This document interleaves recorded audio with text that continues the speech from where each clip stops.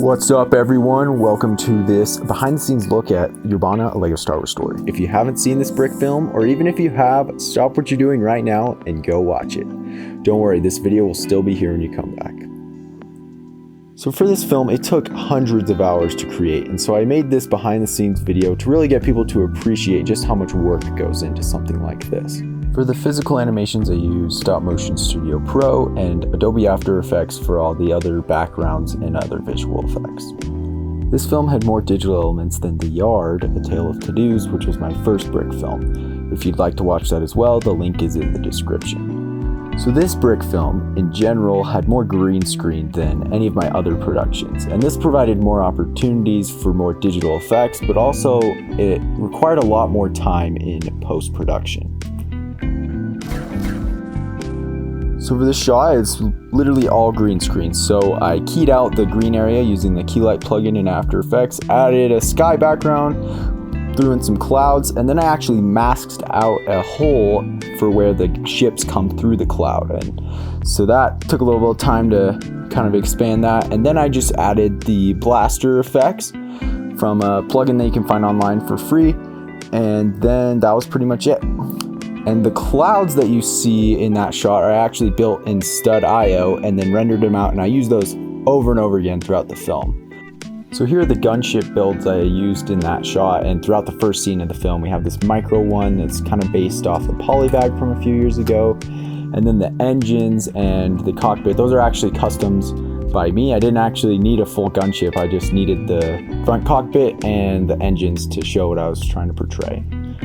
The shot with the mini kit was just a fun reference to LEGO Star Wars The Complete Saga, and the explosion for that shot was actually the explosion I used for all the shots with explosions, where I masked out each frame in Photoshop and then used that over and over again on so many shots, and it saved me a lot of time.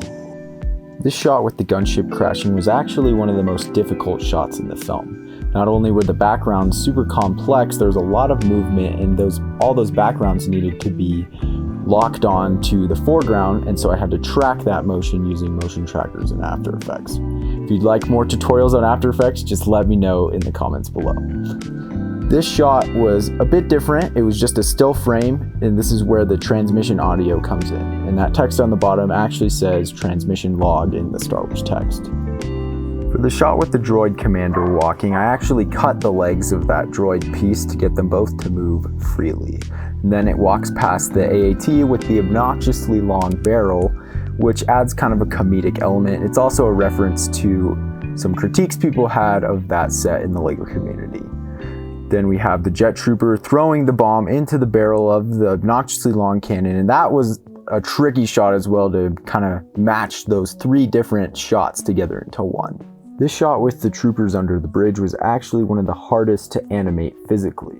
As you can see, the bridge set was dangling off the edge of this table, and I had to fit the camera in under there to animate it.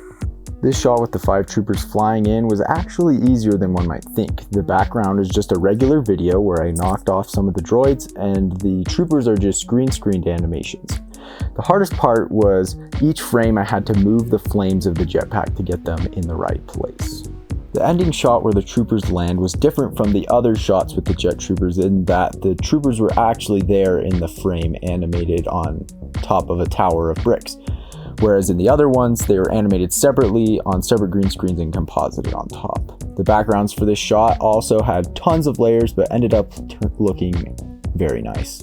The final shot is just another regular video, but I motion tracked the smoke and the lights and also the Death Star animation to the screen that you see. I built the Death Star in Stud.io and then rendered it out with this build animation. That pretty much sums up this video for behind the scenes.